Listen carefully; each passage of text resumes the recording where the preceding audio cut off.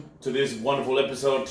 We have amazing guests. I'm very, very, very excited to talk to them, get to know them, know their story, the background. We're not going to do police checks today because we know it's going to be shady.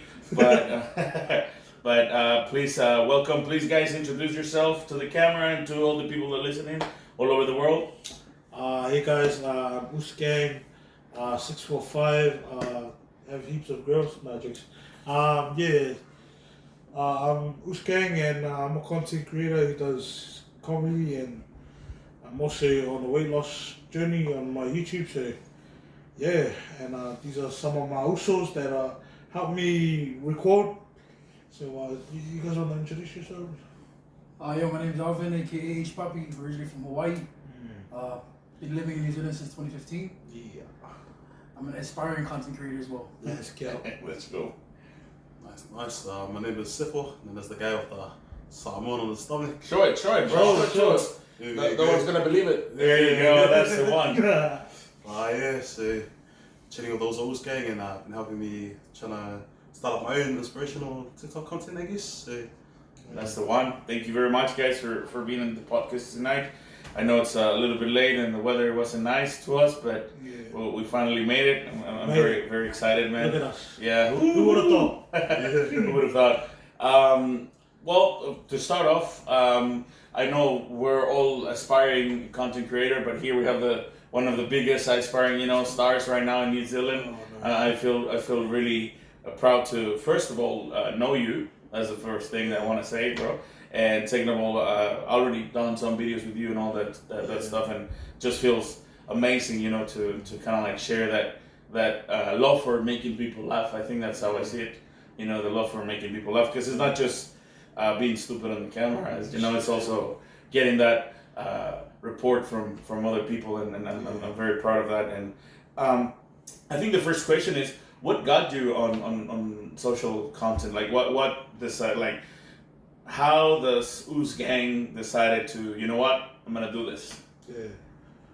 First of all, I just want to thank you for the kind words, and I just want to say I love Ed. Me and him have been doing content for a while now. Yeah. And every time we do videos, it always gets the views get up and it bangs. And I love making content with the bros. So I'm glad to be on the podcast. And what got me into making content was I've always been making content since I was like 14, like during the Vine days. I tried to be a famous Viner. Obviously it didn't work. I try to be funny doing Vines and posting on Facebook to my friends and family. And back then it was a bit dry, but I kept going, kept working on my craft, and then I ended up on TikTok and Instagram and Facebook, and it popped off, and that's when I started to take content serious. Was when I started doing TikTok and YouTube, Facebook. Nice. How about yourself, guys? Did you just decided to do content because you hang out with Uce and you said this is the way to do it, or you just always wanted to jump? For me, I always wanted to do content. I used to come from a former fighting background, so I always wanted to make people laugh though. So when I met up with this guy, we just clicked automatic, and the rest is history. Nice. Yourself, on pro? Making content was really the goal for me. Just make some random dancing TikToks and all that, and then came across the Ozo, and then really kind of changed the way I think about it, and that Nice. Your content and what you create can be put out there, can help others who are going through some stuff, and it's all about putting a smile on someone's face. And I guess that's what kind of got me into the idea of trying to start up my own content and that. But yeah, shout for also for leading the way in that. So yeah. Do you think that now with what is happening with TikTok on the States, that it's gonna get banned and all this stuff, are you thinking in jumping into other streams or another social media, or you're just gonna ride the wave as much as you can with TikTok and all that stuff? For me with TikTok, personally, I look at TikTok as like it's like a side content. Like, I don't look at it as my main. My YouTube is my main content. So if my YouTube gets deleted, that's where I'm if. But TikTok, I don't really mind. I just do it for fun, and and the views come with it. Have you find it hard to transform all the following that you have on TikTok into YouTube, or is it comes along with it, or? I've been, I reckon, trying to get so I used to post like little snippets of my YouTube onto TikTok, and just to get some viewers to go to my YouTube, and just to get something out of it. Same with my IG, I post on my IG story, and I'll put on post that I posted on YouTube, just to get something out of it, and it's kind of working, I guess you could say. But my YouTube is my main thing right now, but I use my other platforms just to promote it. Nice. Promote it, and it's really great. And are you guys? Do you want to go on TikTok, just TikTok, or you want to jump as well YouTube and all the other social platforms? I reckon for now, for like the meantime, it's starting up. I reckon probably TikTok is like the best solution, since like pretty much everybody's always on TikTok watching and that. And I guess for me, it's like that's a good way to promote. Nice. And then like maybe build up your followers and all this and that, and then you can probably like transfer it over to YouTube. Nice. After you get like a good amount of followers and people that stay loyal to you. Would you continue with the dancing, or you have something in mind? Or probably like the dancing, a bit of little skits and all that. Yeah. And show the mix it up. tattoo. Yeah. Show the tats. What else I think I'm doing a podcast about doing tattoos. Now I gotta ask the question: why do you show the Samoan tattoo in all the videos? Like, is that like something like I have to, like with me with the hat? I have to have the hat on the videos, or? I guess for me with the Samoan tattoo, growing up as a kid, I always loved being a 6'8" So Nice. like it's part of my culture, and like last time I seen someone pull up their shirt and tail was probably the Booyah tribe. Whoa. like these guys, like in every video you gotta see like like now it's Like we have a lot of people from the States and from around the world. Do you what does 685 mean for them? Like, can you explain it? so 685 is like, so to be clear, 685 is the first 3-digit numbers you call if you call over to Samoa. Oh, okay. So Okay. So it's not a gang. It's the first 3-digit numbers you'll see on like your phone if you try to call over Nice. to the islands and that. Nice. So like just make it shorter than trying to say Samoa, just 685. 685. Nice. Just 685 to the world, Nice. So yeah, I guess that's for me. Like I'm always proud to be Samoan and to be able to represent my culture and all that. It's just a show. It's just what I am, especially through tattooing, because that's part of my culture. Yeah. Like especially with the tats and. Are you gonna get the tattoo? I was thinking about it, but then you gotta have permission from the elders and all that. So like, okay. you have to be blessed with it. I don't want to go against their will, so until So first you need to earn it. yeah. So when they say it's time, it's Nice. I That's guess it pretty is. cool, man. That's pretty cool. So, yeah. And how did you feel when you? How did you feel as well? That's the two-part question. How did you feel when your first video went viral? Like the first viral video that you got, how did you feel? What was it? And how did you feel? Can you remember it? Like any content creator out there, like you feel like, what? I made it. Like. Do you remember what was the video that went viral the first I time? think if I'm correct, there was a video of me on TikTok that went viral. Was so there was this lady dancing on the bus. Yep. Some random Samoan lady dancing on a bus, and then I shot a TikTok of me, like I was using the window and pretending it was at the bus door, like hey, what up? I pushed it up and it did pretty good, and I was so excited, man. And I think that's why I love doing content. It's just it's crack up, and it's the feeling. yeah, it's the feeling. You're excited to post it, and like you came up with it yourself, and yeah. And how about you guys? Have you had a viral video of yourselves gone viral, or have you been in a viral video? I reckon one of the first videos I made was one of the boys named John. Shout out to John, back of my chest. So also he wanted a tattoo on the back of his chest with the Samoan crest on it. So shout out to John. Not the back of my chest. Oh And yeah, so and then one of the boys, Zachary, he's one of the content creators. Went through him, and then that's how I met the two lovely young men over here, Uce Gang and puppy. Oh wait, aychpapi. Aychpapi. Aychpapi. That's the one. Why aychpapi? I'm from Hawaii, so I'm half Puerto Rican and Hawaiian, so. That's the one. Aychpapi. Aychpapi. Yeah. Aychpapi. Nice. Aychpapi. Why Who's Uce your Gang? household name soon? Why Uce Gang? Uce Gang. Uce Gang actually was supposed to be like a group. It was supposed to be a group. It was me and. Was it like the Backstreet Boys group or? So when I first started. Or an actual gang? Yeah, it's like an actual gang now. When I first started my Uce Gang page, it was me and shout out to my Uso Nelson. We started the group. It was supposed to be prank channels. We actually recorded our first prank, but never released it. Really? So it's still there? Yeah. What was the we prank shot it about? on iPad. So the prank was, we just walk, and then we just fall in front of people. Accidentally fall in front of people, and then basically that was the prank, I guess. And we were supposed to be a prank channel, and obviously it didn't turn out because the quality was pretty not so good because we shot it in this like little iPad and. I couldn't do that kind of prank. It would take me like 3 hours to do the video just to get up from the floor.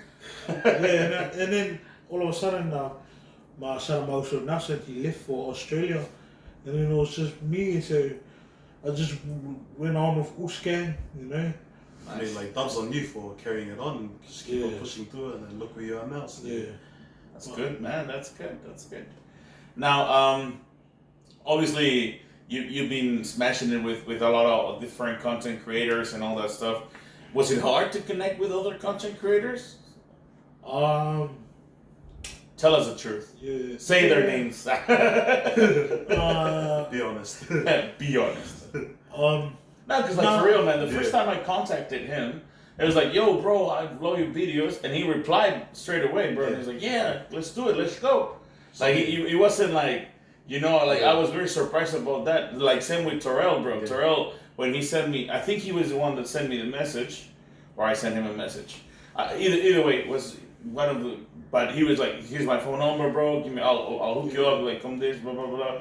And we did the sausage video. I don't know if you've seen it on the YouTube channel. We lost. Of the taco challenge. If you know, you know. But and I was very surprised, like, fuck, man, like old social content creators are this nice or whatever. Was it hard for you to connect with other content creators? It was hard in the beginning, like just trying to collab. But when I first started making videos, it wasn't really my goal to collab with other people. I mean, it was nice, but now it wasn't my goal to collab with other people, and I just ended up meeting like a lot of influencers, collabing, and it wasn't until this year, like until I started like actually pushing it, like pushing my TikTok, my YouTube, my everything, and that's why I'm collabing a lot now, recently, and I just been on. And where does the 100-week challenge comes from? Like, was it something that you're like, oh, I think this would be something good for content, or you were like, you know what, I need to do it for myself, or how did that challenge started? Well, the challenge, it started off from me being like super down. Like, I always say it, but 2022 is probably one of the worst years of my life. Like, because I self-isolated in my house. It was after I got fired from my job. I stayed home, and all I did was self-isolate for the whole of almost 2022. And I contacted nobody. My friend Elijah, you might see in the vlogs, he would contact me and ask me, hey bro, you want to catch up? You want to go? And I always say, sorry bro, I'm at work. But really I was at home self-isolating because I was like almost kind of afraid of what people would say about how I look and judge me about my weight, and like I was literally afraid to get out of the house, and all I did was stay home, just Uber, and just and it wasn't really a good life, and just make YouTube videos, and it got bad where I was at my heaviest, and like I think I went up to 260 kgs, and like I was pretty heavy, and it was so bad where my breathing was like struggling to breathe at night, like, and I needed a sleep apnea machine just to breathe properly and sleep properly, and I was pretty much killing myself, letting myself go like real bad, and that's when my mate Elijah, my Uce, came to my house without even telling me he was coming. He knocked on the door, found me, and we started talking.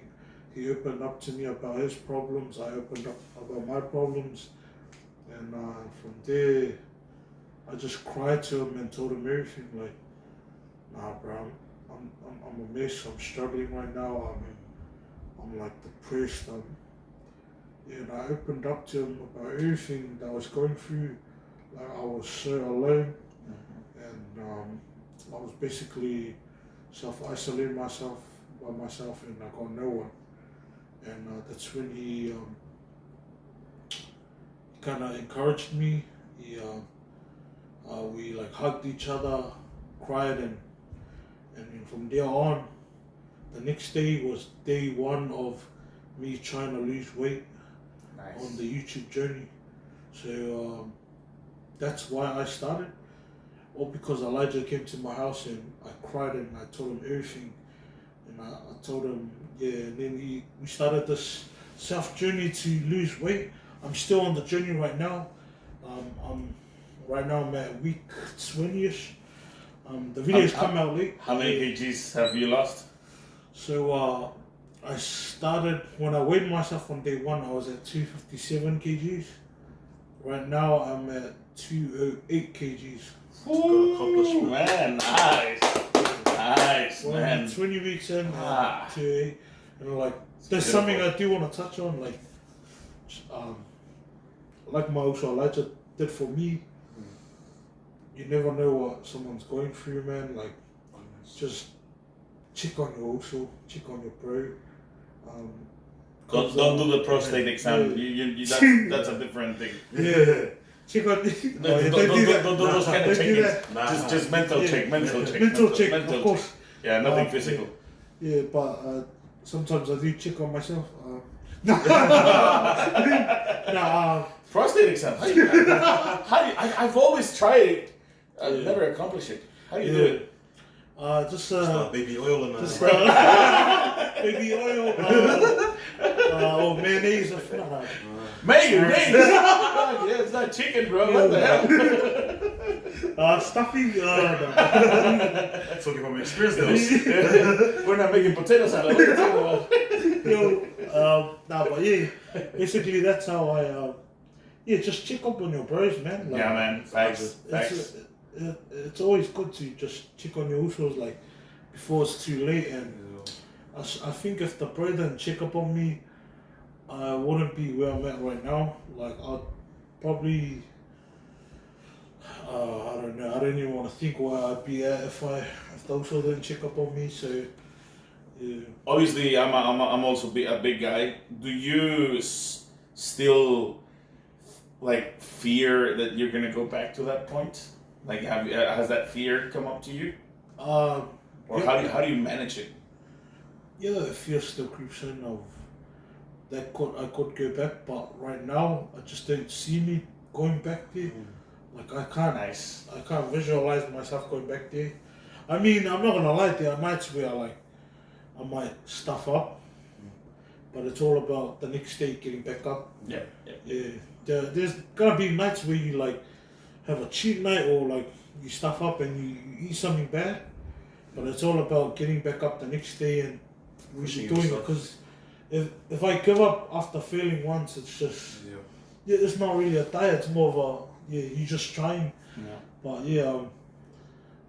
Plus, you have so much support, man. Like every time I see your videos, you got these guys going around with you, like Ryan doing exercise. You got all your bros at the gym and all that. So there's heaps of support, man. That also helps a lot. What would you recommend to a person that doesn't have that? What you have, like they don't have the bros to like push them. What would you tell that person? Or what recommendation can you give? Find some good friends. Find some good friends, but That's the truth. Make some money and buy friends. Yeah. But I would recommend like just doing like if not going out, like just going out, like I don't know, find social friends, because you can always find friends and like in your passions. Like let's say you love rugby, you can find a club that plays rugby and find friends there. Or if you let's say you go to church, Just don't go to a strip club. You cannot. you can even find friends there. In the strip club. just for fun. There's places where you can find friends. But if you have absolutely nobody, I would recommend just anybody that's close to you, family, something. Just talk to someone. Don't let it Don't hold up for too long. Don't struggle by yourself. Yeah. Talk to someone. If you don't have a friend or family, the suicide hotline. Especially here in New Zealand, man. I was very shocked to realize how things are here in Aotearoa, man. Fuck.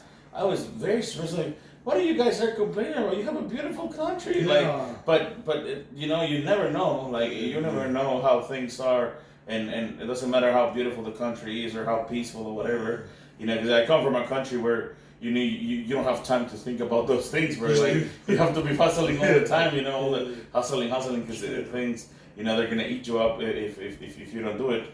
But still, even if you have a decent life, you know, you don't know what you just said. You don't know what the person is going through. Everybody, you can assume like, oh, he always seems so happy on the videos and smiling and making people laugh. And lots of the comedians, I think, probably the greatest comedians have killed themselves, you know, because you know there was just nobody cared because they seemed very happy because they were doing comedy, you know. So what I'm saying is that I'm sad. No, help me. We're here for you,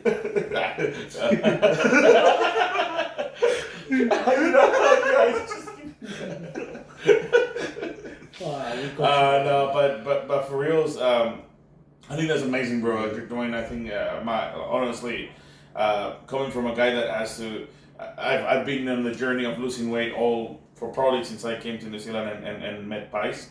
Fuck, dude. Oh man, that was my kryptonite. I can relate with you on that. Like Big Ben. Those Big Ben Pies. I never had a kryptonite till I came to New Zealand, man. Oh my God, Pice. It's just too dangerous, bro. And you cannot have just one, man. That's my problem. I always go for 2 or 3 pies, 5 package. But yeah, man. Making me hungry now.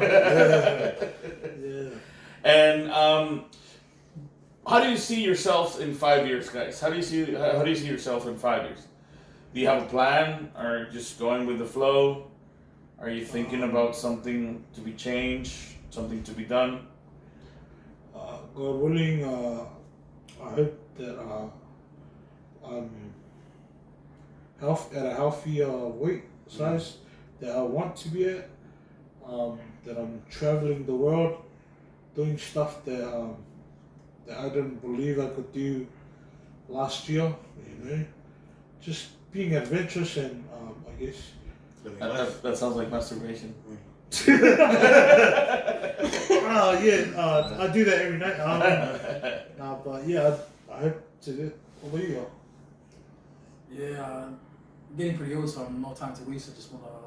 Hopefully, this content creating kicks off, and I see myself in the Maldives in maybe 5 years. Maldives. Woo! aychpapi.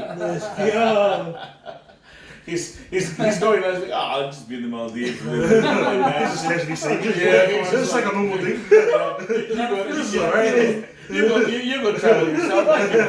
To be honest, I manifested this moment, so Let's go. I'm amongst 3 people right now. So Nice. The story been told already. Yourself, my bro?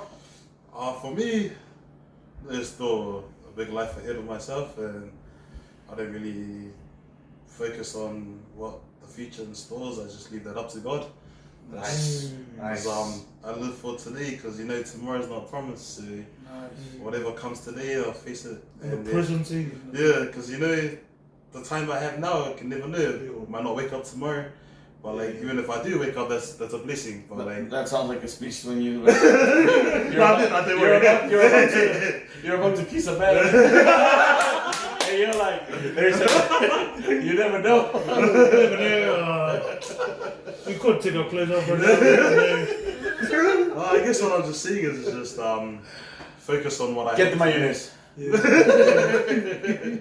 So yeah, that's blessing. That's blessing. So, Bro. That's yeah, good. that's That's the good. one, That's bro. good. Nice. at this point in life, it's just Jesus take the wheel. Oh, That's good. That's good. As long as not my cousin Jesus, that's he can't drive, but You can drive me tonight. Yeah, so, oh, that's cool, man. I'm very happy for you guys. And do you think that obviously because New Zealand is a country that is getting out the world at the moment. You know, there's a lot of people coming out from New Zealand that are making amazing things. You know, like they got like well, at least you know in social media and all the movies and films and all that stuff that is coming out. Like you have Taika Waititi, you have all of this. You know, Sir Peter Jackson, all of this thing that is coming out of New Zealand. Would you like to jump in something like that? Like, because a lot of social content creators they tend to jump into something related to media in general, like radio, movies, TV, whatever. Would you like to do something like that, or would you stick with internet? No, I do wanna jump into filmmaking or making television.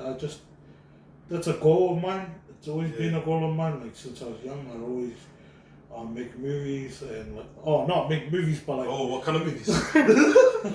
movies by myself. It's called OnlyFans. Movies.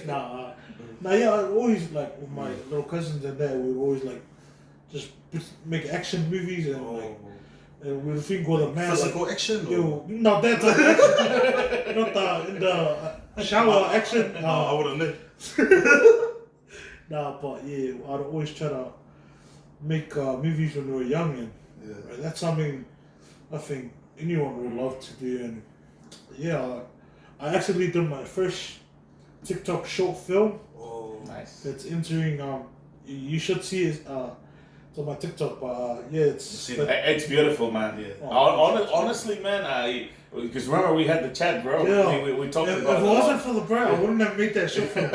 we talk about it now. It's just like, man, it's like we need to come up with something or do something. And then I saw what you came up with, and I was just like, man, that's beautiful. And it's what you just said, bro.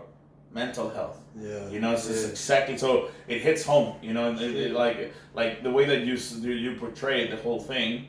It was just like, oh man, this is check out the video. Yeah, man. Touching video. If you haven't, see it. _ gang on TikTok, nah.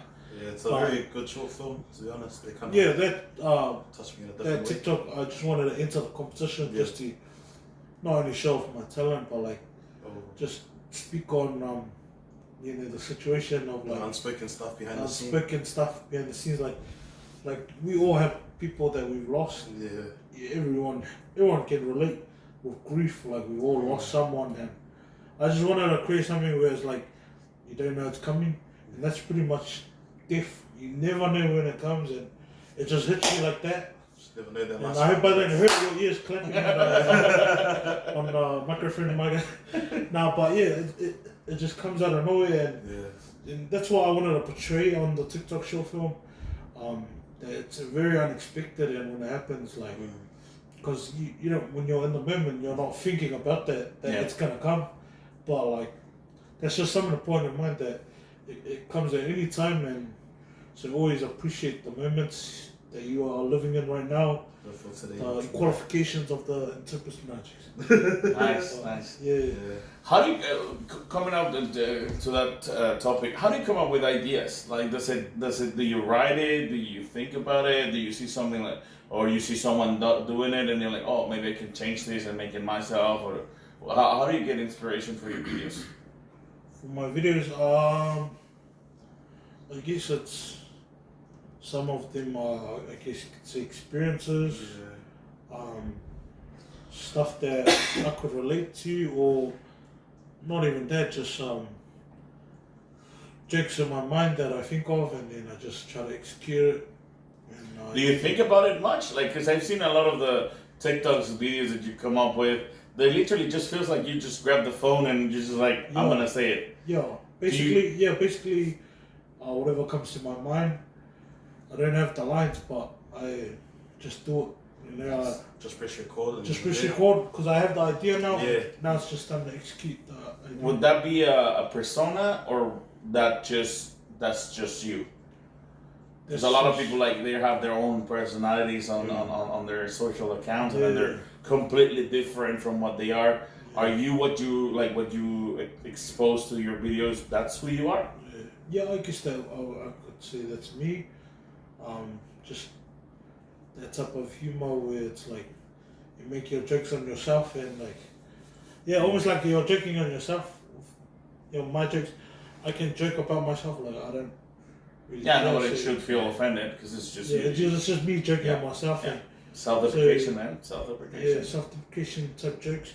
That's the type of jokes I've been doing lately, and Well, that's what everybody does to you. So. No, but that's a fact, bro. That's pretty cool. That's pretty cool.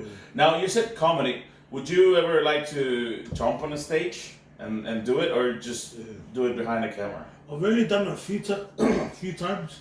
You can literally find on YouTube. I'm just plugging myself. That's good, man. That's the one. Keep doing it. Yeah, I do it every night, plugging myself. Get the mayonnaise. You plug and unplug or just? Plug in and out. Sideways? With a guy. No, takes.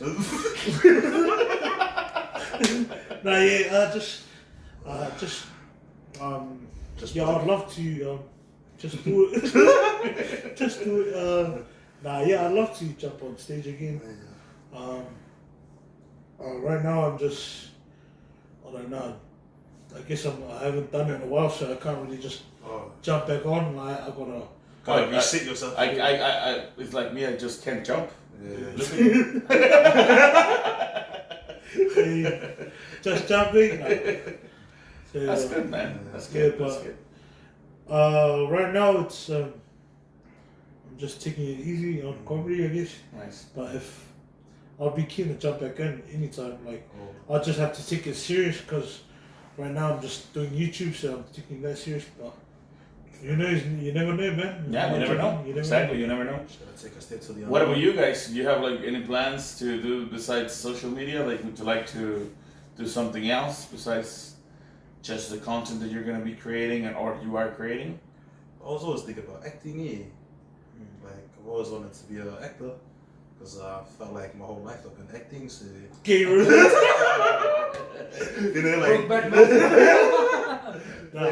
my whole life feels like it was a script. So you just gotta play and act like everything was all good. But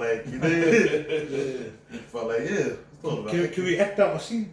Oh, like a dramatic. Not that time of scene. No, like act out a scene like. And it's now on record. We're starting a drama, I'll give you a scene right now. You just run out, your girl's pregnant. We're doing a scene right now. I'm the doctor, I'm telling you. Yeah. We want to see your acting. 3, 2, 1. That's not my kid.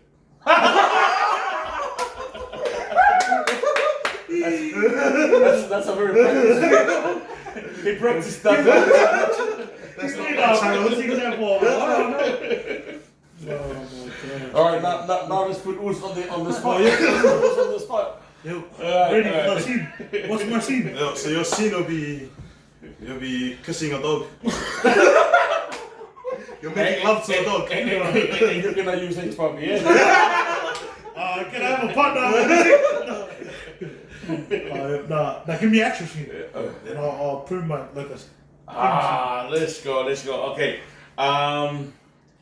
You're about to give the world the biggest news Oh. Whatever you can think of. Just you're a newscast reporter. And you're about to deliver the biggest news in the world. Yo,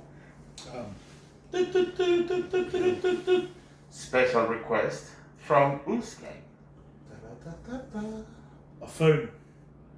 What do you need a phone for? You need it to connect. That's why we're bringing the iPhone 27H Plus. Aychpapi now. Aychpapi now. No, I think We trying to sell them there. yeah. Now we'll give Aychpapi the acting. No. Give him a scene. Give him I'm a a scene. bit lower now. I'm on chromosomes right now. He's on another planet. He's currently skydiving. Now we'll give Uce a scene. Oh. Yeah, I'll give you a scene right now. Orale. Okay, the scene right now is you're a cop and you just found like a murdered victim. Am I a Mexican cop or? Just You're a white cop. oh, you're just I'm a aiming white to- cop. Shit. Really test their acting skills. I think we have to move, boys. All right. If I'm a white cop, put your hands in the air. I'm gonna give you 5 warning shots. Pop. Wow. There isn't even warnings, they're the testers. Just to test if the gun actually works. Oh man. Oh man, I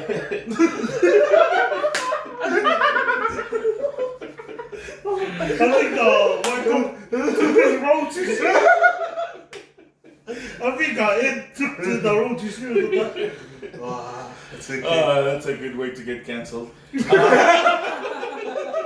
gonna cut this out now. Cut here, guys. So how long have you been practicing that scene? I live in the States for a while. That sounds a bit too real. Is that a drama?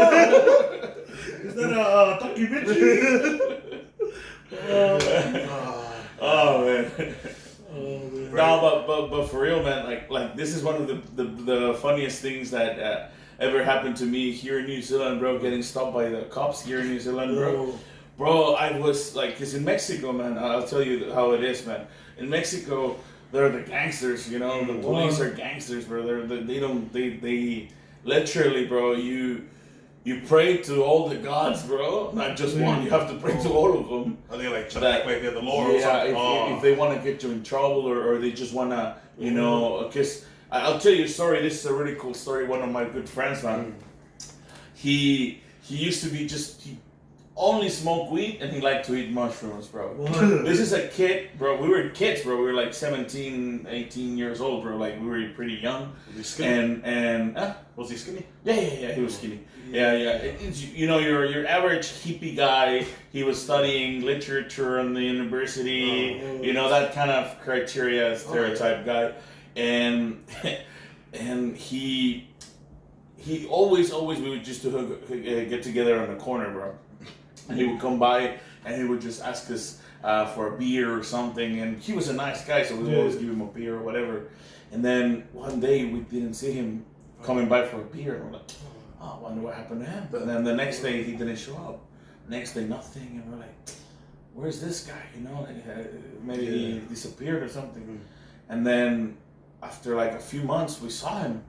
And they're like, yo, bro, he looked him. He had long hair, bro. His hair was all chopped up. He was all like short hair. He looked very different, bro. And we're like, yo, what happened to you? Like, you okay, bro? And he's like, oh, yeah, I just got out of Yale. And I'm like, oh, you were in prison? I was like, yeah, bro, I was in prison. I was like, what for? This is no joke, bro. He went to Walmart, bro. He went to fucking Superstore with one of his buddies. Yeah. And because the way that he was dressed like just dirty, bro. He wasn't even looking gangster or nothing like that. He was just a hippie, just a hippie guy, you know, like ripped jeans, you know, like a baggy shirt, you know, all that kind of stuff. Like casual shoppers, and the police stopped by them, and they started patting them. My friend had a leftover joint in his wallet, bro, like just a small joint.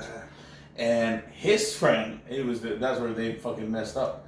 Apparently, he had a gram of cocaine, bro. Oh, bro. But he didn't. This is where it's the interesting part. The cops put it on him. So they were saying that he was doing a sell to my friend, and they got put on the cop car and they took him to prison, and they got him the news, bro, and they put him as the biggest drug lords on. They got caught that day, and it was just a ruse. It was just fake for television and all that shit, and they were Just saying to make them look good. yeah, just to show them up. They beat the shit out of the both of them, and then just let them stay for a month in prison, and then they let them go. That's the thing I like about the media. It can be negative sometimes, and like That's a true story, man. That's a Crazy, true story. man. And that thing is like, it's funny because a lot of Mexicans will tell you, oh yeah, that thing happened to a friend of mine, or like everybody can tell you a story that something like that happened, you know. Yeah. Even I remember, bro. One time I got stopped. This was the first time I went back to Mexico when I was here in New Zealand. I got stopped because I think I did a wrong turn, and the police saw me, and I was like, oh shit, whatever. The guy comes to me and he's like, you know what you did wrong, right? And I was like, oh yeah, I'm sorry, officer, I'll pay. You know, just give me my ticket, and here's my my license and registration and this shit. And the cop started asking me, he's like, I didn't ask for that. And I'm like, oh, so you don't want my license or registration? I didn't ask for that. Do you see me asking you for that? Yeah. And I was just like, fuck. This guy has an attitude. I was just like, this is what usually cops do. There's some. I didn't know what to say. I was just like, fuck. Just like holding the steering wheel, like just shaking them. And the guy's like, I'll step out of the car. And I'm like, oh, fuck. And so I step out of the car. He starts asking me the questions, do you have any narcotics in your car and shit? And I'm like, What? And I'm like, no, bro, like, why would I have man, when they start asking those questions, be very careful in Mexico, right? And the cop just grabs my license, goes to his car, then comes back, and he's like, oh, I'm gonna have to detain you, blah blah. And I'm like, but why? You just did a wrong turn. And he's like, nah, because you look you fit the description of a criminal that we're looking for. And then I'm like, can you please give me more details? And then he wanted a bribe, bro. He just wanted me to give him some money. And I told him, it's like, so how much do I have to give you so you can let me go? And he was like, oh, now you're talking my language. Sounds like cops over in Samoa. They need some lunch money. Just stop a random person. Yeah, I had a friend, bro, that he was a cop, and he told me that he quit the whole force because in the mornings he would show up, and they would first day straight out of the academy, get his to his post and all that thing. He gets to the police station, and they give first day they give him a list, and he grabs it and he's like tomatoes, meat, milk, and there's a list of food, and he's like, well, what is this for? And the commander says, oh, that's something that we need for the big boss. And he's like, you want me to go buy it? And he's like, yeah, go buy it. Oh, so where do I get the money to pay for this thing? And he's like, find it. What? So just go and scam some people on the streets or stop people, get some bribes. Then when he got that money, he went and bought this stuff. They were doing a barbecue, bro. Some out of this stuff. Some out of it, man. Yeah, that's a few of the stories that I can tell you from over there, man, that are a bit crazy, man. And he ended up quitting, man. He ended up quitting. Now he's doing something completely different from being a cop.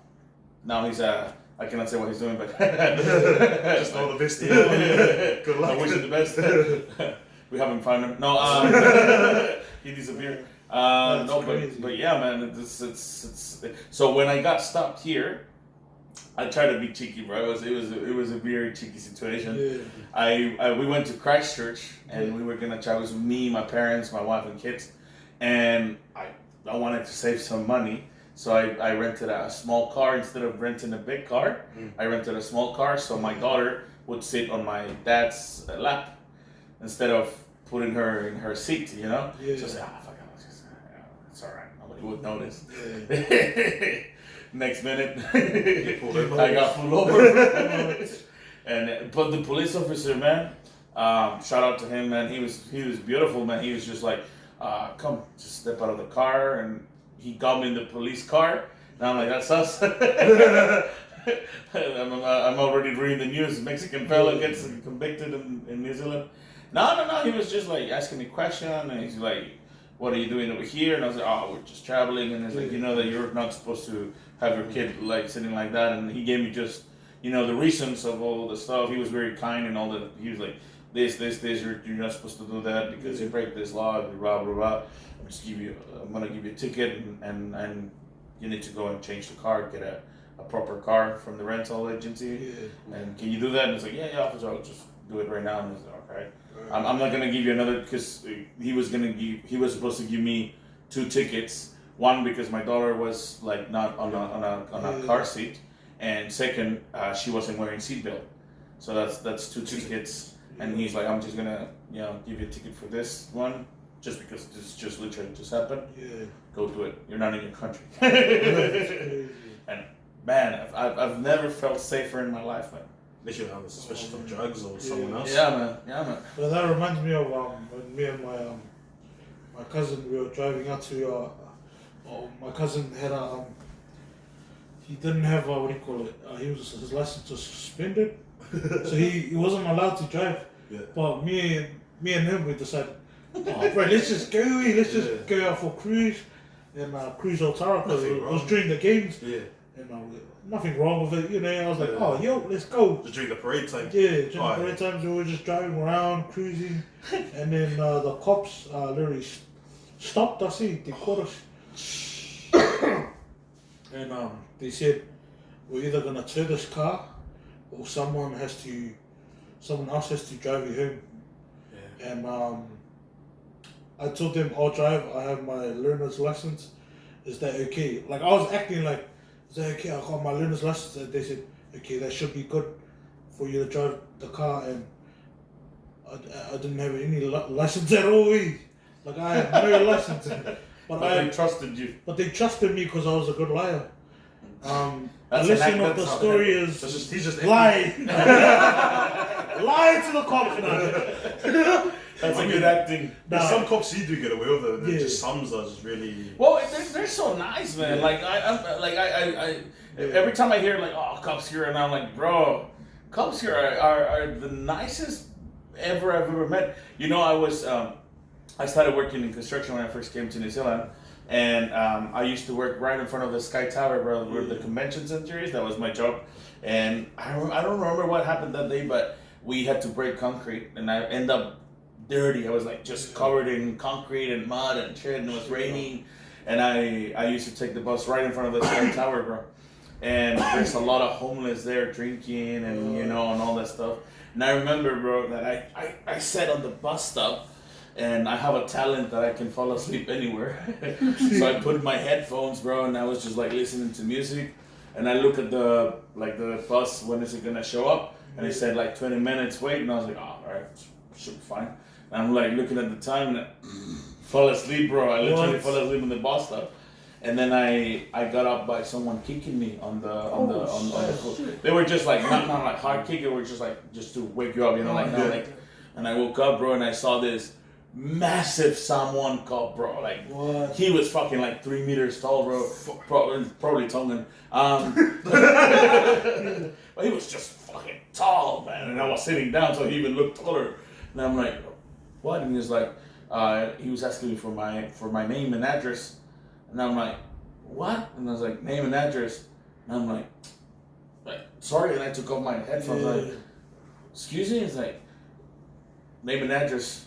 And I was like, what happened? Like, what did I do? Then I turned like to my right, and all the homeless, bro, were handcuffed. Because they were drinking and they were throwing shit at the people, and they were just like doing a lot of noise and everything. And they thought I was with them because I was brown and all dirty. And I'm like, oh, I'm not with them. Like I was like, I got scared because I was like, fuck. And then it's like, still, name. And I'm like, oh, Aotearoa Rivera Perez. And he's like, what? Aotearoa Rivera Perez. where are you from? And I'm like, oh, I'm from Mexico. Hey! Hey, you're Mexican. And I'm like, yeah. What are you doing with these guys? And I'm like, I just told you I'm there with them. I'm waiting for the bus. I work over there in the construction site. And they're like, oh, are you for real Mexican? And I'm like, yeah. Do you have an ID on you? And I'm like, oh, I got my driver's license from Mexico. Oh, show it to us, bro. And I just like pull it out. And he looks at it and he's like, oh man, nice, that's cool. And he calls all the cops and other cops like, yo man, this guy's from Mexico. And then one of the cops, bro, I didn't know if I laugh or be shocked. I was just like, what the fuck is going on? He's like, one of the cops looks at me and he's like, órale vato. And I'm like, that's a gangster movie, like what the cops doing saying those things. And it was just amazing, bro. Like the way that they just interacted with me, they were like, oh, it's alright, bro, just take your bus. You know, these guys were just making a mess here, that's why we're taking them. And fuck, remember, the cops over there have a belly like my size and I'm here, man. They're massive, bro, they're fucking muscular and shit. One of the boys just grabbed one of the guys that was doing all the, noise and shit. He grabbed him, picked it up by the hand, bro, just like he was nothing. Put into the van. I remember when something like that happened to me. Like, it was like I was driving in the car and like the cop pulls me over. It was a woman cop. Oh, was she hot? Yeah, she was. Say it. And, all the cops are pretty, man. Yeah, all the cops. She like told me to put down my steering wheel. I mean, window. The steering wheel. I can't put it down. Okay. She told me to put down my Batman.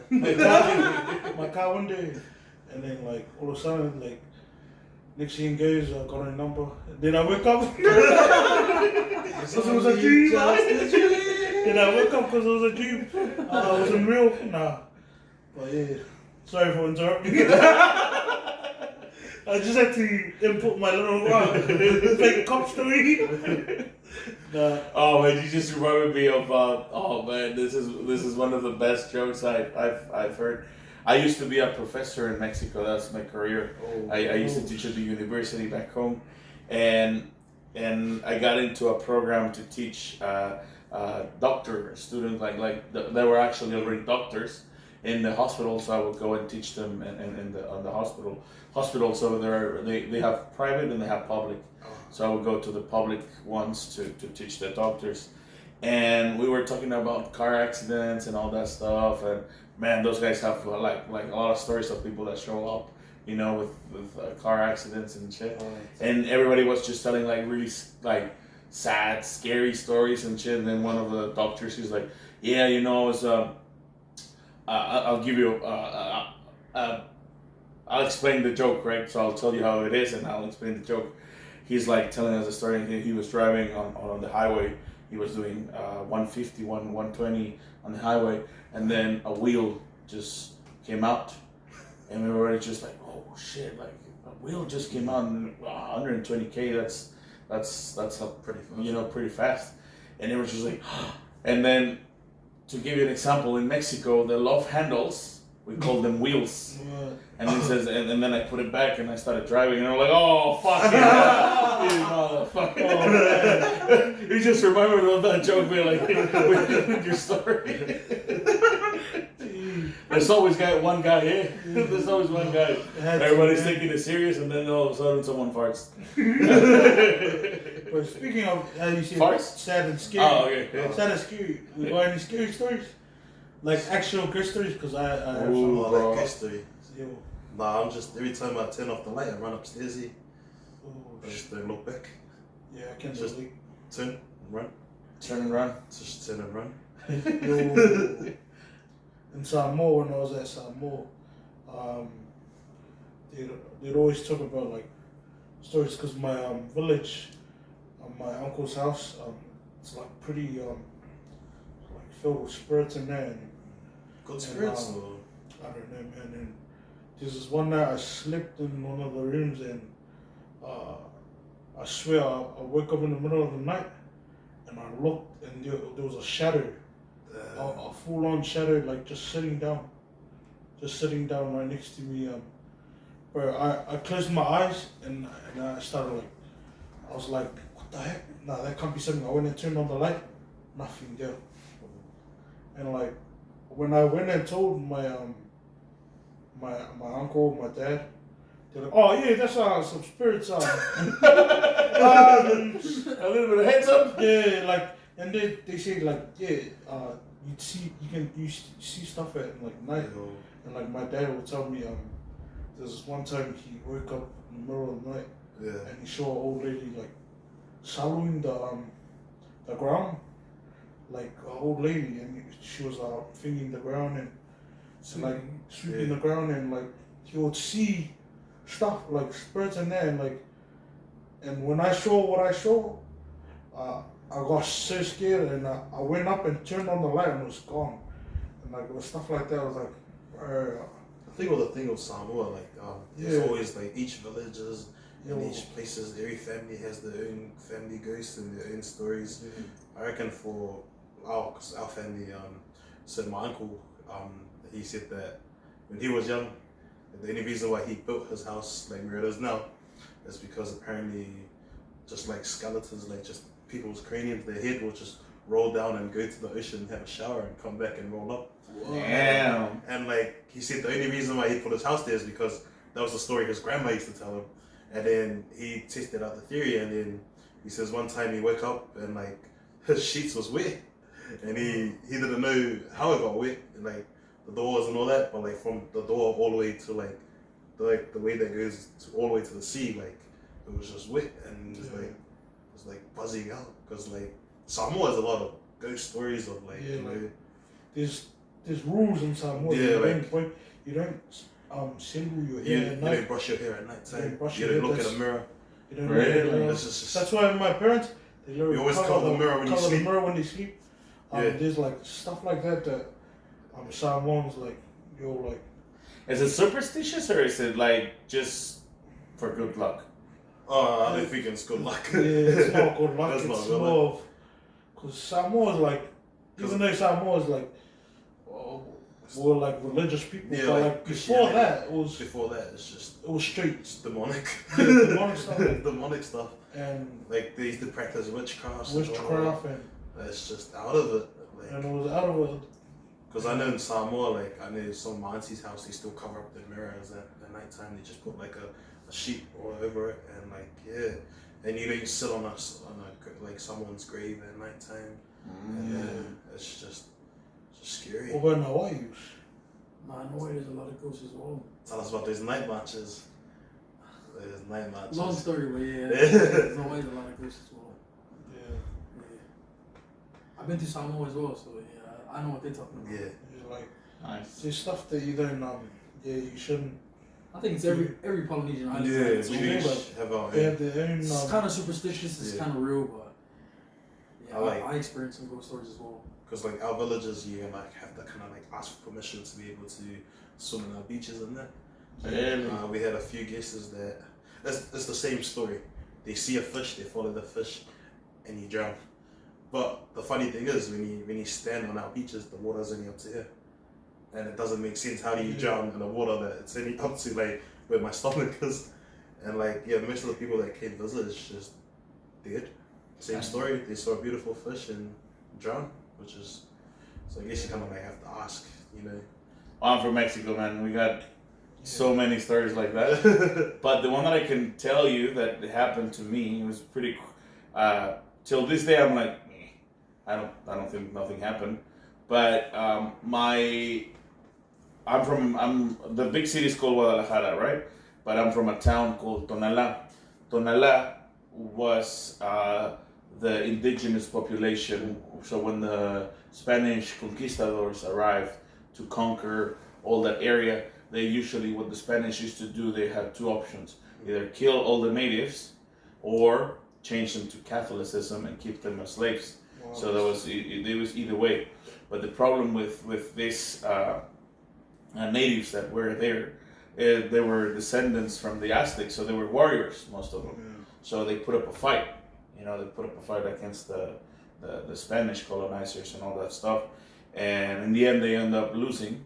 So one of the most sacred things for Mexicans and the indigenous is when you bury someone, right? So you create the cemeteries and all that. They're very sacred to us.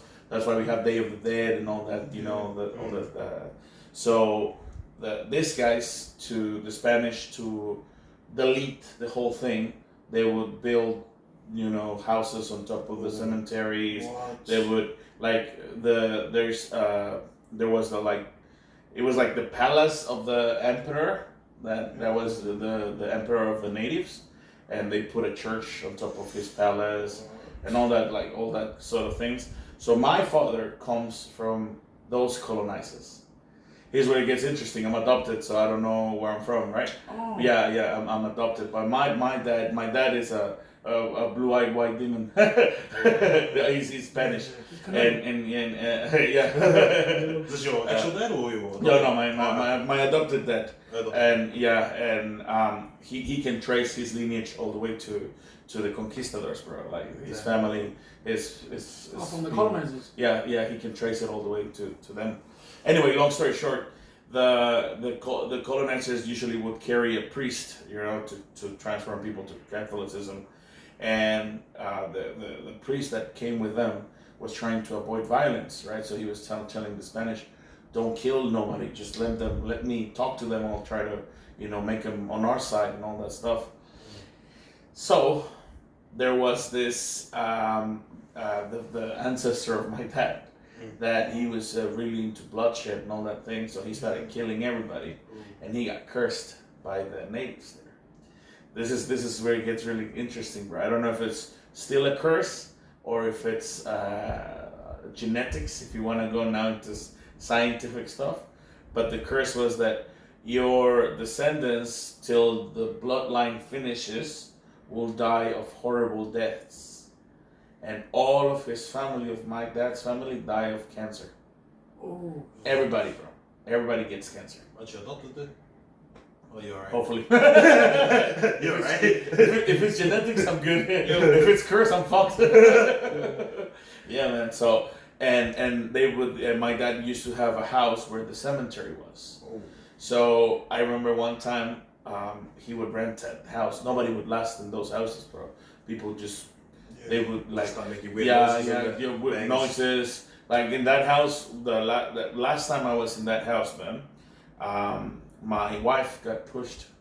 My ex-wife got they pushed her down the stairs, bro. Whoa. She was literally coming down the stairs and she got pushed. She did. And I'm like, no, she's a bitch, bro. So she's hopefully, We're gonna delete that. Is that a curse? Push her down. That's a curse, though. Be honest, though, it was you that pushed her. No, it wasn't me. No, it was crazy, man. Because literally, I was down the stairs and she was coming down, and I saw. You know when you fall down on your butt, like usually when you trip. Yeah. She literally, I saw her. She was like, she got, I don't know how, but she moved forward, like someone from the back just went like that, you know, and she fell down. But that was one of the last times. The one before I was younger, bro. I remember I was probably like, I think 8 years old, something like that. And my dad, like I said, he rented that house to people. He told me, we need to go fix the house because they're gonna rent the house, so I'm gonna have to paint it. And he took me with him, you know, following like that, and we painted the whole house, and we just, you know, having fun. And then we bought pizzas at the end of the night. And he said, he's like, hey, because the house is one of those old houses that are like really long. Like the house was. It was almost connected. It was the size of a block, bro, the house. Oh, so it was a very, very old, like, Spanish-style house. Man, that's kind of creepy. Yeah, man. So at the background, they had a lot of trees and a lot of, it was like a garden kind of type. And my dad told me, he's like, you want to camp here? We'll camp, and we'll put a fire pit, and then we'll do marshmallows. And I was like, yeah, as a kid, you know, that sounds dope. I was like, yeah, Dad, let's do it. As long as it involved food. Yeah, man, especially food. And then we did the whole thing, you know, we put the tent up and all that stuff with the fire and blah, blah, blah. And, well, long story short, bro, I remember, bro, that I still don't remember that, but my dad told me he woke me up. Wow. Yeah, and I was in the middle of the yard by myself, and he was like, I just remember like waking up, and he was like, he told me that I was playing with a girl, ball. What? So with another little girl, and my dad saw me throwing the ball, and the ball was coming at me, and I was playing. I still don't remember that like at all, bro. I just remember my dad waking me up, and I was just like standing. And my dad is like, yo, what the fuck, like wake up. Yeah, and I was like, what am I doing here? You wake up standing. Yeah, I woke up standing, bro. What? And he was like, mijo, you know, what the hell? And I was like, oh, I don't remember that. And then he told me, who were you talking to? What? And I was like, nobody. And then my dad was like, fuck this, let's get out of here. He grabbed me, and we went home.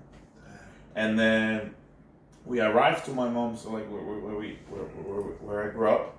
And I remember that they were telling the story about, you know, like, oh, Ed was playing with a little girl, ball, and this and that. I was listening to the adults, you know, talk about that.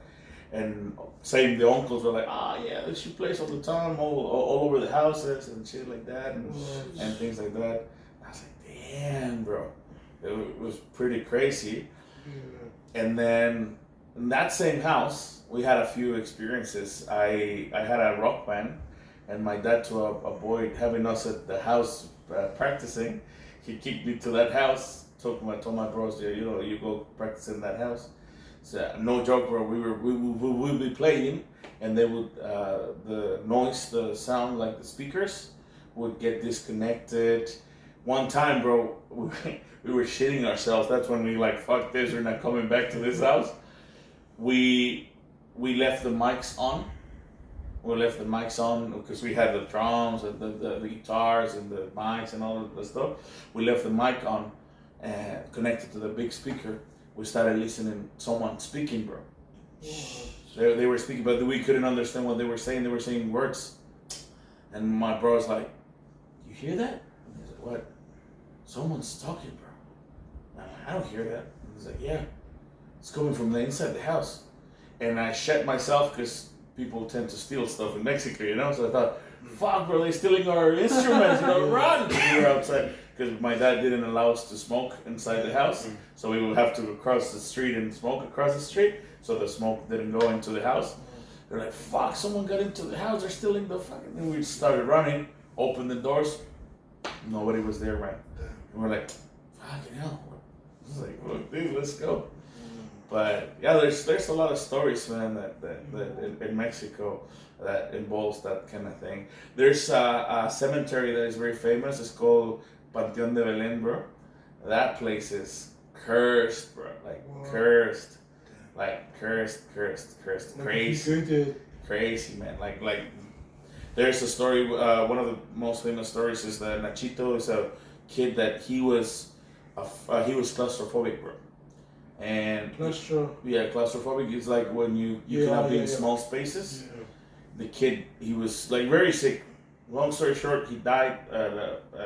He was like 6-7 years old, and his parents buried him. And then the next morning, the coffin was outside. Oh, damn! And then they went and buried him again, and then the coffin was outside the next day. What? And every time they try to bury him, the coffin was outside until they decided to let the coffin outside, and they just pour concrete on top of it. So now, if you go to the cemetery, and right now it's a touristic attraction, people go and see it. You see the coffin outside with toys, and people live in toys for the kid. And there's a lot of people that take photos there, and in the photos you see the kid in the background.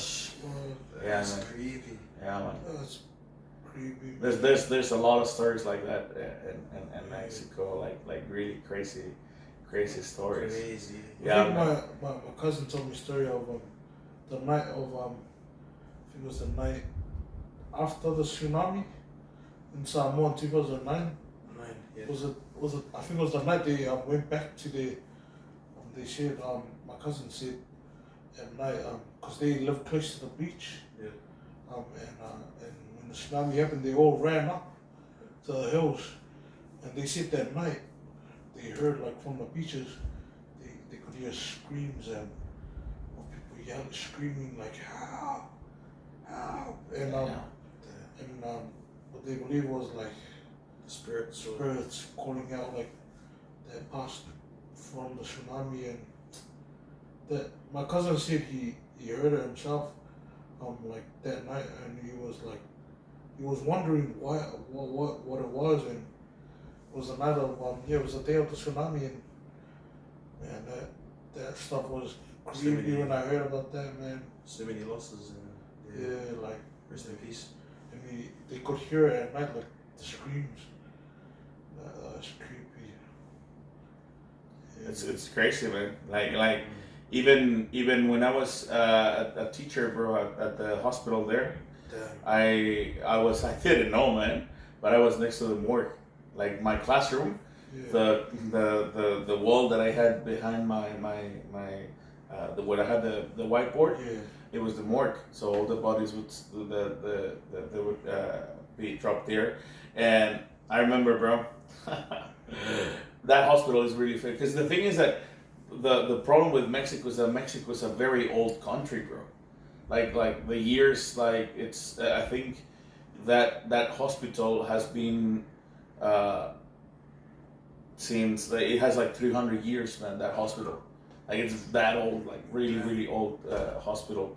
And I remember that I did some exams to the students, and then they finished it off, and I was waiting for my second class to arrive. Yeah. So I was just by myself in the classroom, bro, and I had my computer, and I was just like, just fooling around the computer. And we didn't have. There are different types of chairs in schools, right? But this one had a table and two chairs, Oh. and a table and two chairs, right? And it was like that. And I remember, bro, I was like, when you're looking like to someone directly, to something, I was looking directly to my computer, and I swear I saw something move on that side, and I was just like, I look up, and I was just like, the classroom was empty. So I was like, oh. Yeah. So I continued with my computer, and then I saw it move again, and I'm like, the hell, something's moving, and then I just kind of like stood up trying to see what was it, Yeah. and then nothing was happening, and I'm like, I got out of the classroom, and the whole hall was empty, everything was empty. And I was just like, okay. I mean, that was better than Whatever. shit. I go back to sit down, and as soon as I sit down, bro, the 3 chairs that were out, they got pushed. Boom. Damn. And I was like, fuck this, let's go. I was like, I got out, and I was like outside, I didn't stay like in the hall. I went all the way outside the building, and there was a police officer right at the entrance, and he was like, "You okay, teacher?" And I was like, oh. I was just like, someone just moved the chairs, and he was like, that's happening all the time. So don't worry about it. And I'm like, what do you mean don't worry about it? Like someone literally just pushed the freaking chairs inside, Yeah. and he was like, it's alright. Bad things happen all the At time. least a warning would be better. Yeah, and I was just like, okay. I go back, and then the students start arriving, all the doctors, and they started telling me the craziest stories, man, like from that hospital. Apparently, there's a nun that passed away many years ago, many years ago, and she heals people, bro. And if that nun appears when you're sick in that hospital, and she appears to you, you either die or you survive. And one of the stories with one of my doctors told me is like, she tells me, I don't believe in these things, teacher, but this is like literally from my eyes. Like I saw it from my eyes. We had a patient, she was dying, she was old, she was ready to go. We gave her probably a day or half a day that she was gonna pass away, and we couldn't find her family. Like she only had a son apparently, but the son went to the States, and that's very common in Mexico that people go to the States and they forget about their family in Mexico, and then they die alone, bro. They don't know nothing about, because they cannot go back to Mexico. They stay illegally in the States or whatever. So that's a story that is very common over there, and the doctor tells me that they're like, okay, well, she's gonna pass tonight, so she told the resident, the interns there, just, if she needs something, just look at her, but if she's passing away. let her die, because that's her time. Oh, yeah, the interns were like, yeah, sure, whatever. So in the morning, they went to see her because she was supposed to, pass away by then. She was sitting down, bro. And they're like, you okay? And she's like, yeah. The nurse that came last night, she was very lovely and she gave me a shot. And she told me that I was going to feel better. And I feel very better. Thank you so much. And she's like, nurse, who was on? And they try to find who was on that night and on the schedule. Nobody was there that night. And she asked the lady, how did she look? And she said, oh, she looked like a nun. And she was like, with white hair, and she gave me an injection, and she told me everything was gonna be fine. And she prayed to me a little bit, and then she left. And then while they were talking, the son arrived. The son of the lady that was passing away arrived. He said, oh, she's my mom. And they were like, who contacted you? Because they didn't have any records of the guy. And it's like, someone called me to come down to Mexico because my mom was passing away. So it's just like she didn't even have the phone number of her son. Nobody knew who he was. How the fuck did he got the phone call an actual phone call? Like, it wasn't like. Did you try to look for the number? Yeah, no. He was like, yeah, it was a number from the hospital. What? But it was like, nobody made the call. Like, they were like still. And then that night, the lady passed away. But she got to say goodbye to her son and all that stuff. And I was like, fuck, bro. Like, those stories out of and they told me, like, each of them, they told me a story, and I'm like, no, fucking, I'm not gonna be able to sleep now with all these stories. Like, god damn. But yeah, Mexico has a lot of things like you say, like with Samoa, like very similar. It's so interesting how cultures are. Sometimes, bro, we're thousands of kilometers apart. And then the stories that you hear, like the one that you just said about the mirrors and all that stuff, they do the same thing in Mexico, but we don't cover them. We just don't stand and, like they say, don't do it. Just avoid them. At night and all that stuff. And what was the other one that you mentioned? You mentioned another one. What was the person sitting, like the story that you said? Yeah. That's a very common thing in Mexico, that someone is sitting next to your bed, or they get on top of you. Straight up. Yeah, they get on top of you and you cannot move. Have you ever had a dream like that? Bro, those are scary. Like that movie. Yeah, bro. I really had that. Yeah, those are really scary. I reckon one of the worst dreams. I didn't think it was a dream. I didn't think I would call it a dream.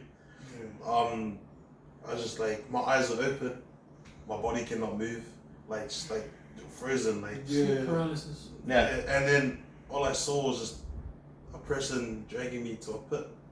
Damn. And I remember because I was screaming out my auntie's name for help, and then my auntie woke me up.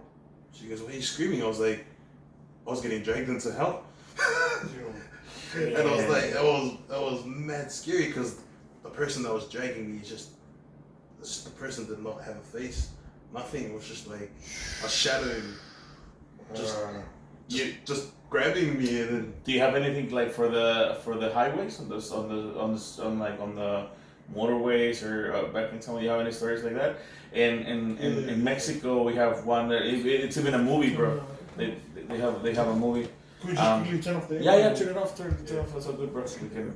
I'm loving the stories, man. Yeah, man. That you're right. When was it? I think it's a very common. I cannot remember where. I think it's in Michoacan. I can't remember where is it, but there's a road, bro, that if you see a lady asking for a hitchhike, Keep driving. No, pick her up. Why? Pick her up, bro.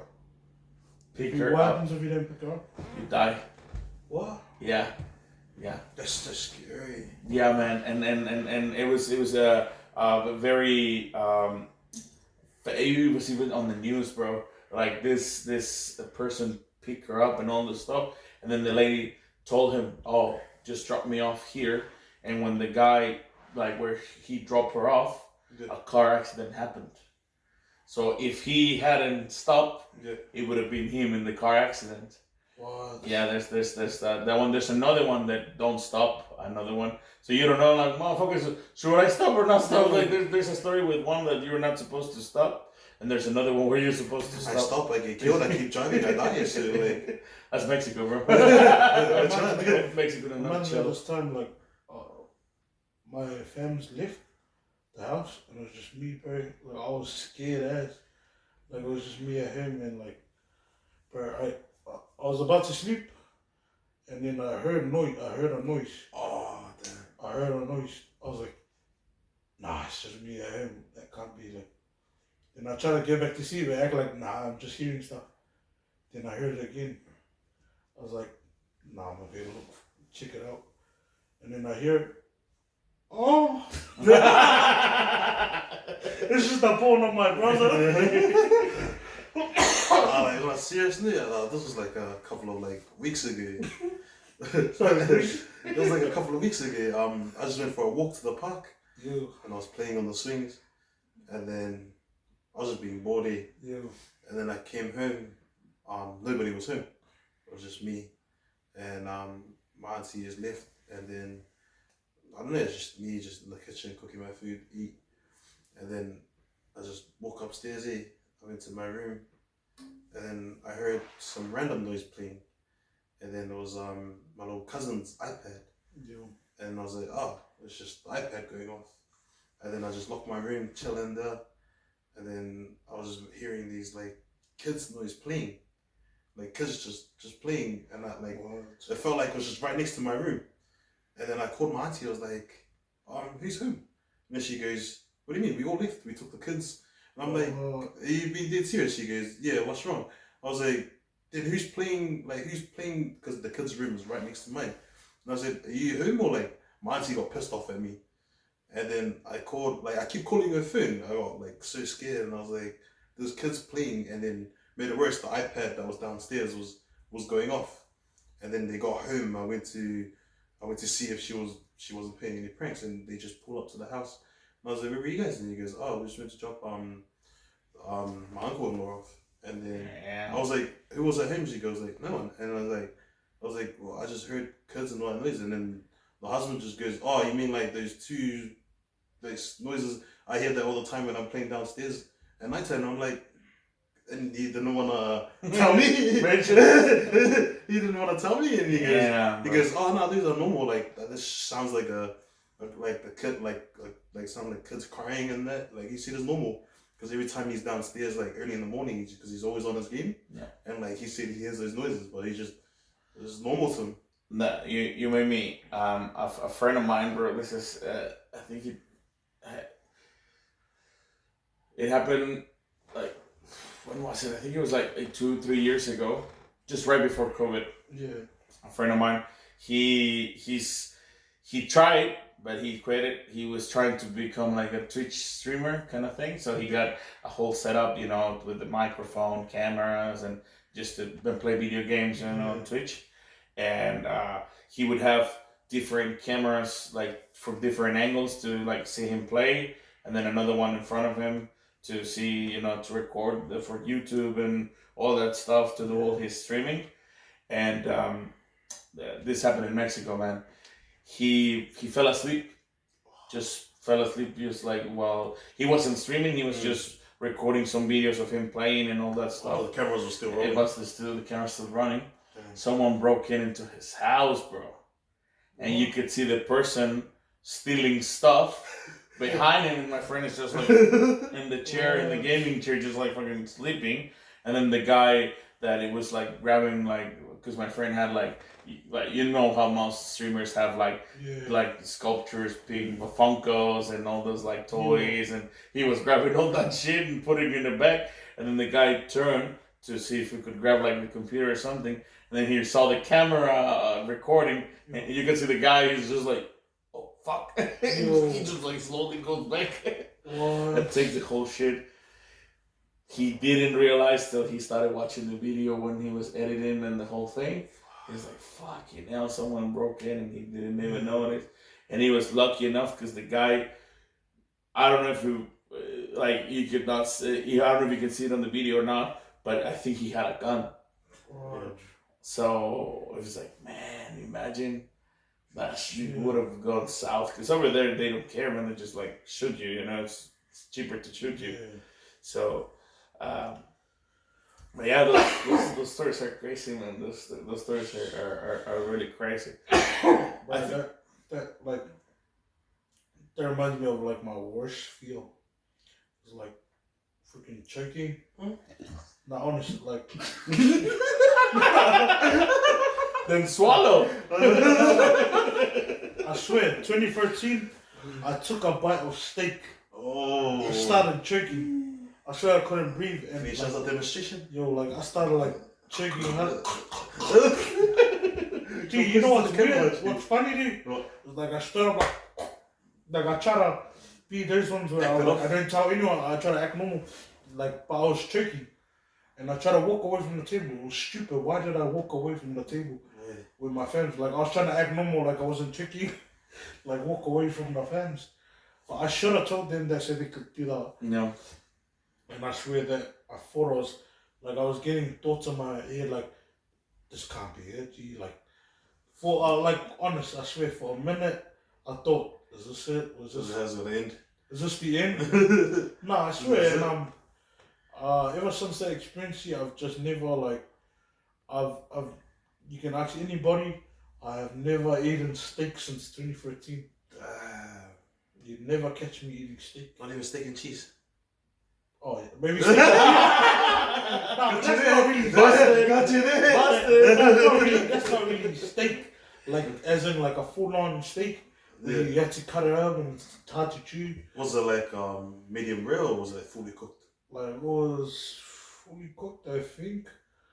If I'm correct, I don't know, but I don't like steaks because of that one. But it's just that moment of like, is this it? It's like your life flashes before your eyes. Yo, I've had those type of moments. One time when we were playing wrestling in the pools, and this was ages ago, bro. I couldn't breathe, and I was like, this can't be edgy, like, because my cousins were holding me down under the water, and like, is this it? Like, I've had those moments. Is this the end? Is this and like that's pretty like. If you've been in those situations, you know, like, yeah, I know what you mean. What, like, this can't be the end, like. Just like everything, just like in a flick of fingers. Like everything in your mind is gone. The only thing that you're thinking about is get up, please. I need to breathe. Like this can't be the end. Like for me, it was with the cartel, bro. I got picked up by the cartel. What? Yeah, bro. Yeah, they picked me up. What did you think? Wait, was your mind like rushing or? Nah, I was shitting my pants, bro. Cause like I said, I was the teacher. And they started sending us to teach in different towns. And one of the towns that I was going to, I didn't know, and they didn't tell me, but it was a fucking town run by the cartel, you know, with the cartel. And I remember I started teaching, you know, normal, nothing special, just keeping up my classes. And I used to drive a car from the university, so it was like those cars, like company cars. And I was driving back to my house. I would finish around 8 p.m. teaching, and then just drive back home. It was a 2-hour drive to my house, and it was a freeway, so there was no highway, no nothing. So just freeway. Freeway in Mexico, man, is just a shitty road with grass all the way to the top, so you can see shit. There's no lights. There's no nothing. Yeah. So these two SUVs cut me off. They got on. They had big guns, bro. They had AK-47s and shit. And they were like, "Are you the teacher? Are you the teacher?" And I'm like, "Fuck. Do I say yes? Do I say no?" I was like, yeah, I'm the teacher." Or I get off the car. Now it's just like, just take the car. Like I'm a teacher, man. Like we don't even make money. Like I don't have any money. You want? Take the laptop, whatever you want, just take it. Like, take the car and just let me go. And he's like, nah, the boss wants to talk to you. Ooh. And they put a bag on my head and just put me in the car and just drove me. And then we got to this place. It was a beautiful house, man. and then like yeah, man, fancy ass house, like Ew. pretty house, man. This hot chick comes out, really hot woman, bro. Just my husband's gonna see you in a few minutes, blah blah. Just, all right, this guy comes out, bro. Normal guy, bro. Fucking wearing flip flops, you know, fucking Wow. shorts, and that was the boss, bro. He comes up to me, he's like, "Are you the teacher?" I'm like, "Yeah." Oh, sorry for picking you up like that, but we just wanted to have a chat with you. And I'm like, "Oh, I don't know what you think of me. Like, I'm nobody, you know. I'm just an average Joe, you know. Like, I have nobody in the family. Like, it's- I can't. I don't think I can do something for you guys. Like, I wanted to cry, bro. I just wanted to cry. I was like, fuck this, because this with those guys, you can't fuck around. Man. Like, you can't. Mm. They drop you dead. Like, they don't care, man. You're just another number. Yeah, and I was like, I'm sorry. He's like, relax, relax.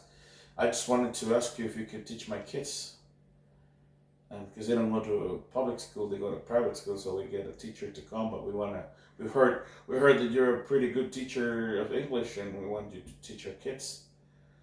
And I was just like, I don't think I don't think I can do that. Like, I'm pretty busy, and it's like, oh, you can clear your schedule for me, right? What? And I was just like, he's like, oh, you're not gonna do it for free. Don't worry, I'll pay you. Like, here, I'll pay you money. Like, I'll pay you good money. Oh, it's not about the money, you know. It's just I just want to work, you know. Like, I work for the university. Like, I don't want to do anything else. And the guy's like, oh, we don't want nothing happening to your daughter, right? What? Bro, when they said nobody knew I had a daughter, nobody knew that, you know, it was just, I was literally Have you told the story? Yeah? Have you No. told the story? He told it to me. Bro. Yeah, What? yeah, That's scary. and I was just like, fuck it.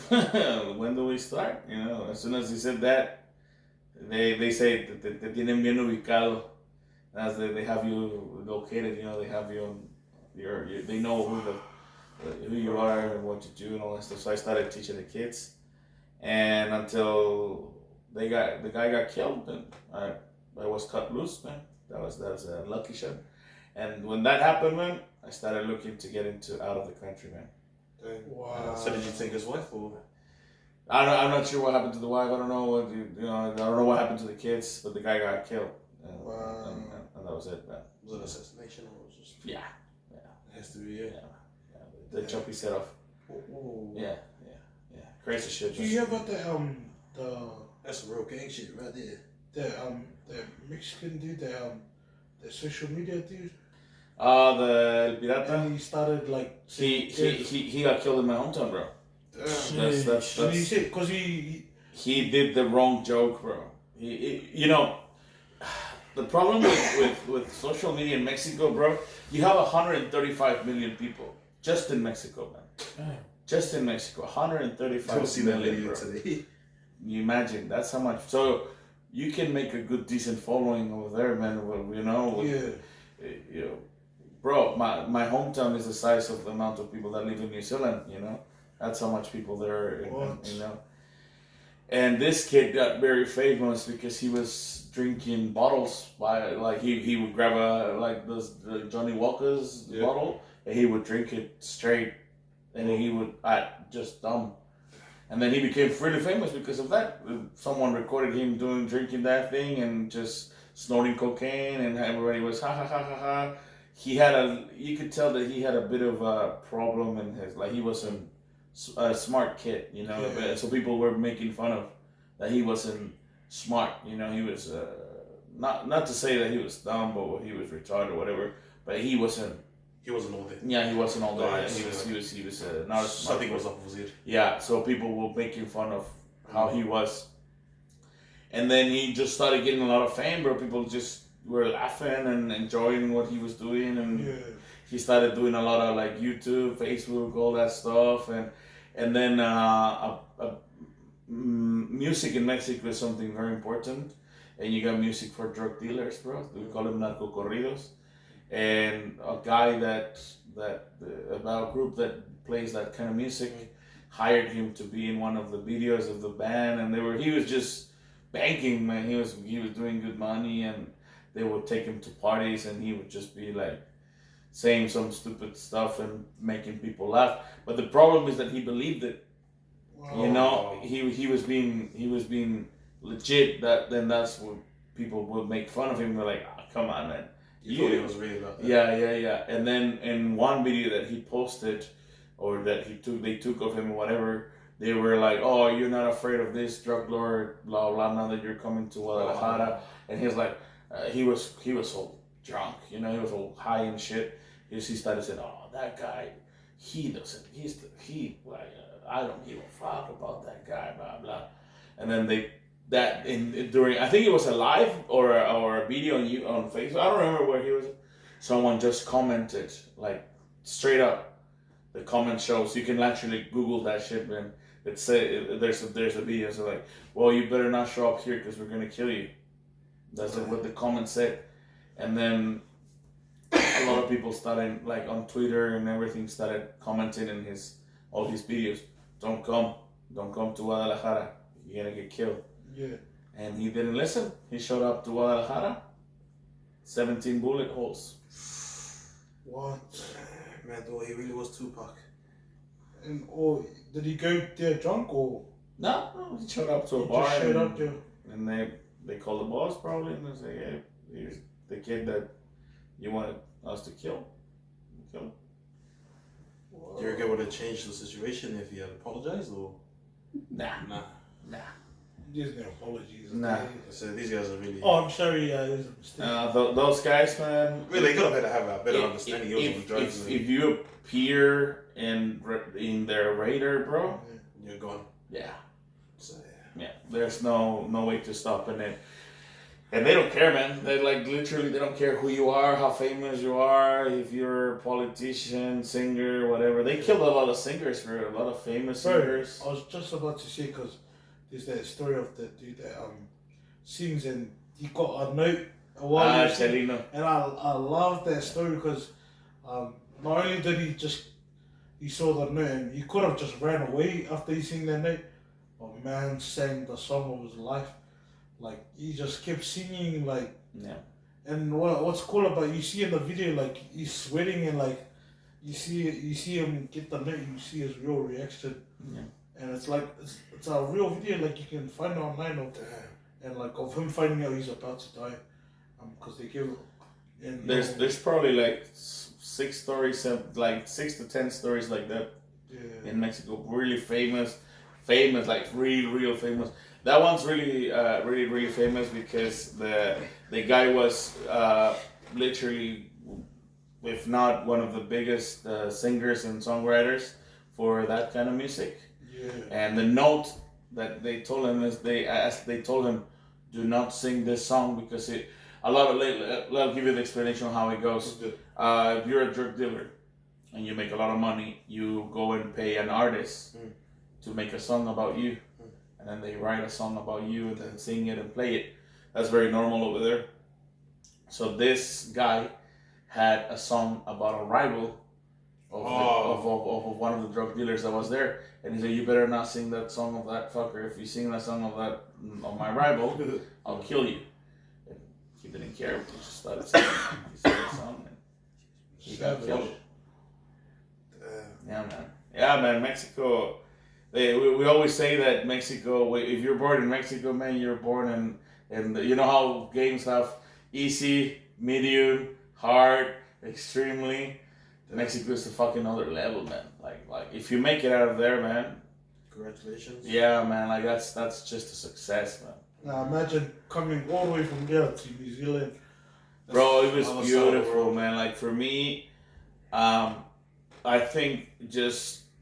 I'll give you an example, man. Just to know that my kids can play outside without a problem. Yeah. Oh man, that's just peace, man. That's go to school. No school shootings. Oh man, not just school shootings. In Mexico, there's not many school shootings. It's more like they get kidnapped, bro. They get kidnapped or stolen or whatever, or they use them for like trafficking stuff. That's something that happens a lot. There's a whole thing. Obviously, not the whole country's like that. Like there's a lot of but there's some parts that sadly, and the sad part of that happening in Mexico, man, is that people. I remember when I went to Canada, bro. I remember when I went to Canada, everybody was like, "Yo, Mexico, tequila, your party, fiesta, arriba, arriba," like all that stuff. Now, when I came here to New Zealand, everybody that I talked to in Mexico, "Oh, yo, El Chapo, drugs, guns," and they're like, "Fuck, I mean, when did my country went from piñata fiesta to freaking to the to the killings and El Chapo and all those guys, man?" So it's crazy, man.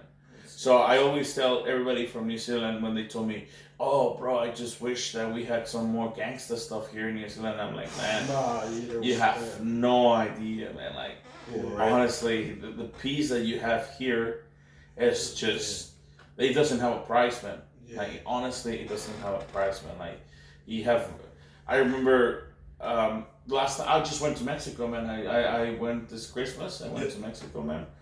We used to. I grew up doing the how you say it, see it in movies that the kids sit on the block and they have a beer right straight on the streets. Now you can't do that, man. Yeah. I went to my homies with my friends, man, and I said, "Yo, I'll buy the beers and we'll sit down outside my house, have a beer." And just they're like, "Nah, bro." I said, "Why not?" I said, "Oh, we can do it inside your house if you want, but not outside." Why? Is that? It's dangerous, man. Someone could just walk by and shoot us. Wow. Why? Just because? Just because. Everybody just thinks they can do whatever they want to do nowadays. Nah, man, no respect, no nothing, man. And Just people don't really care about the consequences anymore. no. Yeah, like- it's like life is like nothing to them. Like taking is like nothing to them. Yep. And it's like what? Some people are just playing God's role at this point, if you ask me. They Oh, feel yeah. ill. Big time. Anyway, we went from really high motivational go to All the way down to let's bring it up. Let's finish it up. This amazing podcast, man. I always like to talk to people like that, man. Like it's so nice to share the cultures, share the stories, and all. I mean, that's also like good for us over here to have a better understanding of, like, for someone that has like lived their life and like, because over there, like, here it's not often we get to see or like hear this kind of story, but like you sharing it is just like, it just makes us appreciate of where we grew up, Bro, like, it's beautiful, man. and the things that we're taking for granted, like, you know, that to be able just to walk down the street freely without getting shots. Yeah, that's a Simple as that, man. Like right now, I wouldn't be shitting my pants to go out. Just right now. Yeah. They're like, "Oh man, I have to go home. Yeah. It's too late. Like I'd rather stay. You know." Yeah. Even my mom said when this time that I went home, because she's like, "If you're gonna be going out with your friends, you better stay with them or come home early." And I'm like, "Oh mom, come on, I'm 30, so I have a kid. I have kids." She's like, "No, this is like for real." And I'm like, "God damn, really?" And I talked to all my friends, and everybody was telling, "Nah, bro, we'll stay home. Let's go to a bar." Nah, bro, let's just stay around here. We'll buy some drinks here. And I'm like, "God damn, bro, Everything's different. yeah, man, man." Where's the best spot in Mexico to get if you're like a tourist? Oh, if you're a tourist, man, go to the south part of Mexico, man. From central to south part of Mexico, all of the beach areas like Cancun, you know, all of those. That's safe. It's pretty, and obviously, every part of Mexico has a dangerous side of it. Just don't go that area. I always say, everybody, if someone gets killed, it's because they were doing the wrong stuff. You know, if you don't want to get in trouble, just stick to the touristic stuff, you know. And there's a lot of touristic stuff to do, man. Like, even if you want to go like the cultural side of it, to see the pyramids and to see all the history and all that stuff, you can do that. It's safe enough. If you want to go party and, you know, have a good time on the beach and all that stuff, there's still a lot of areas like that. The only place that I always say I wouldn't go, it's not even myself, is the border. Anywhere in the border, man, that's no man's land, bro. That's no man's land. Like, That's, you know what's funny? It's kind of like the I mean, well, no, it's not really the same, but in the islands they have the Marshall Alvin there always says it. Hey, Al. Yep. never turn your back on the sea. And it's true because many of like our people they end up dying in the sea. Like True. So there's a story of my it was one of the church members, and he used to go to church with me, but and it's happening all the time lately. And it's basically a tourist, they'll go with a tourist on a boat, and the tourist will end up drowning, and then they would have to jump in and save them. They try to play the hero. Yeah, they try to play the hero, and he ends up drowning and I mean, like, passing, and it's one of those sad things that Yeah. like when it comes to islanders, the ocean is we don't play with that, man. Sacred, sacred. it's Yeah, Sacred, man. You don't play. Yeah. That's kind of, it's not really the same as like, but we have similar. I always say, if you go to a place, just respect the areas, you know? Respect the rules, respect... when I came to New Zealand, man, they said, don't go to South Auckland, that's what I do. You know, I don't go to South Auckland. You want to talk about that secret of the ocean? Oh, He wants to laugh about the South Auckland. The only reason I want to go to South Auckland is to buy shirts my size, bro. That's the only place. And the food. And the food. Yeah. And the food. And the food. All right. Anything that you guys want to add? You want to say something? Share your social media. Share the social media. follow me at aychpapi, aychpapi. TikTok and Instagram coming for you soon. There you go, my bro. Oh, shoot. Kind of got lost up in the clouds there. Follow me on Cepho_Beach, TikTok and Instagram. There you go.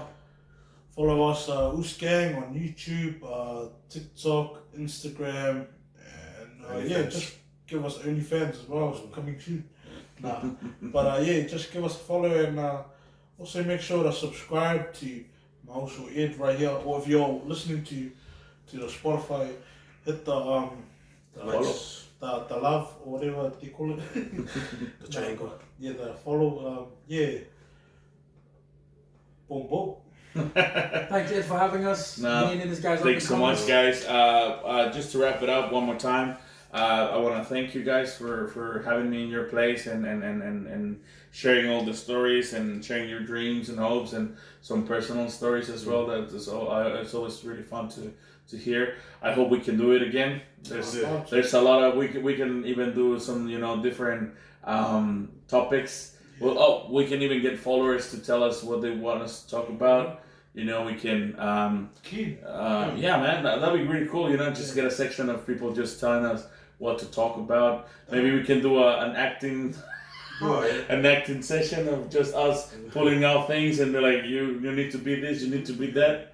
That'll be funny. So if anybody wants to do that, just make sure to put a comment and say, I want to see Uce Gang on a thong.